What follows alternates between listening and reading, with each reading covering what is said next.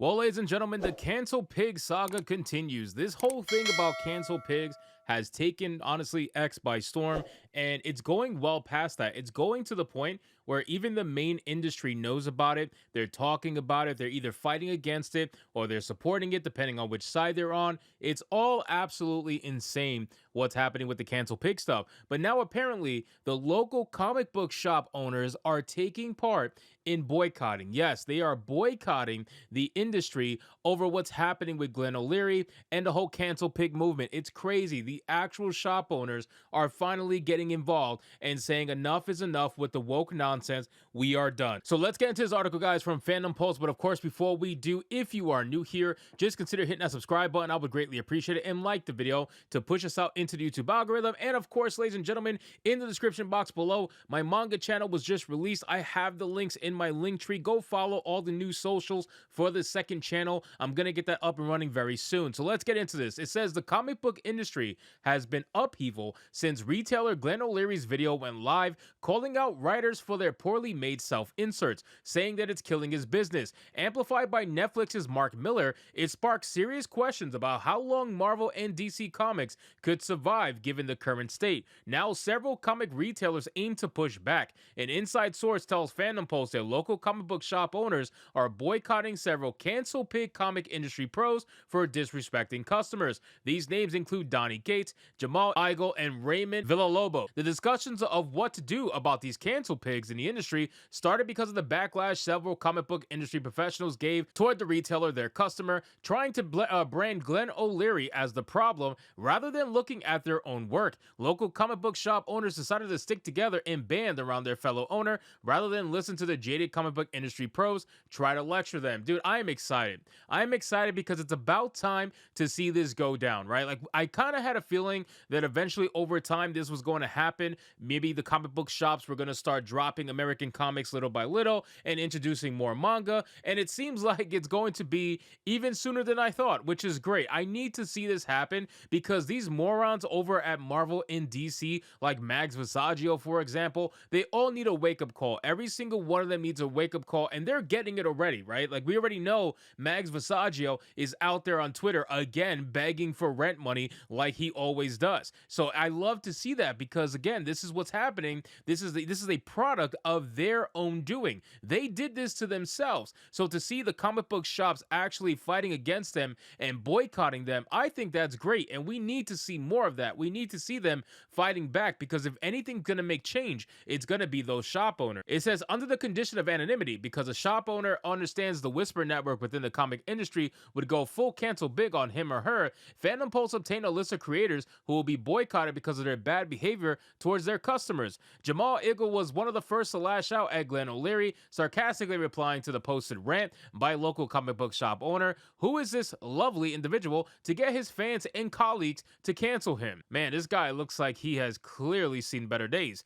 Donnie Cates, who quote tweeted O'Leary, posting to try to shame the local comic book shop owner, "Don't you guys hate how when you go into a hardware store, the guy behind the counter always tells you how much hammers suck?" I remember that post. I actually made a video that included that post a few weeks back, so I'm glad to see that he's getting kind of shit-faced. Ramon Villalobos perhaps went the most insulting, calling the local comic book shop owner a salami breath hog and sarcastically stating he has the sage wisdom for all of you. The reaction of the comic book industry pros is sadly not out of the norm. Whether Marvel and DC Comics creators face criticism, they often lash out at the fans and customers rather than reflect on the poor choices they've made by making identity politics the forefront of comic books, which used to be made for the entertainment and enjoyment of readers. Well, that's never the case anymore, right? That's not what it's about. Comic books are all about the political message, it seems like, from Marvel and DC, and it looks like it's going to keep continuing until they eventually run out of money. I mean, I really don't know what the end game is for these comic books because almost every single comic book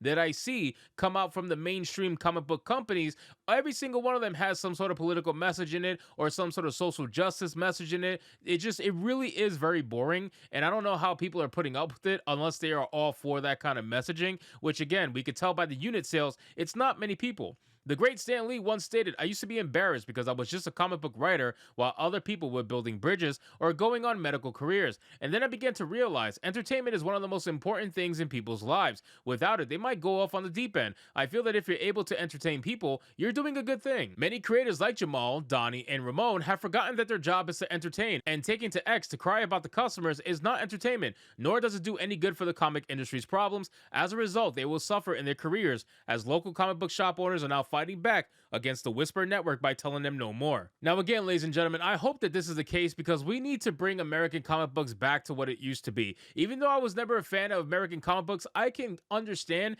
and acknowledge the success that they had in the past. I can understand that a lot of their characters are very, very well known throughout the entire world. It's not just in the United States, it's very well known characters all throughout the world. Superman being one of them, Batman being another, obviously the Joker. These characters are extremely well known all throughout the world. So they have their place in society. They surely have their place in pop culture, but unfortunately, they have been co-opted by people that couldn't give a damn. They've been co-opted by people that never even probably read the comic books to begin with or barely know the character outside of pop culture name, and that's it. And it's quite unfortunate. We need to make sure that these comic books are gatekept as much as possible, and we put people in there that are actually caring about the product that they put out, that are actually caring about the story that they're creating, not caring about whether or not their social justice self-insert has been successful or not. That is really ridiculous. You know, we put up with this time and time again, and it's quite unfortunate to see fans of American comic books complaining all the time on social media. You know, like I said, I'm not a fan of American comic books, but I know a lot of people that are, and I see them all the time talking about this stuff, and I can't help but feel bad that this is just where they're at. So we need to see it come back to where it used to be, and it looks like a lot of people who are in this space, just like O'Leary, who's a 30-year comic book shop owner, we need to see people in the space fight back, and I'm glad that these shop owners are choosing to finally fight back. I don't know how they're going to do it. I don't know if they're boycotting just comic books specifically made by those particular people, but I think they should go even further and do a bigger boycott that's going to have a lasting change and get as many people involved as possible. No company is too big to fail. Very few companies I would even get close to even saying are too big to fail. And one of them is definitely not Marvel or DC. The only saving grace for them is they're backed by Disney, which is backed by an ungodly amount of subsidization through different avenues of revenue. So again, we're going to see what happens if these comic book shop owners actually stick to their guns and do boycott the product, but we'll see if that actually makes any change. But the more people that join in, the more chance that these companies are going to get Bud Lighted. So anyway, guys, thank you so much for watching this video. I hope you did enjoy it, and if you did, consider leaving me a subscribe. I would greatly appreciate it. Don't forget to like the video, comment, let me know what you thought, and I'll see you guys on the next one. Hypnotic out.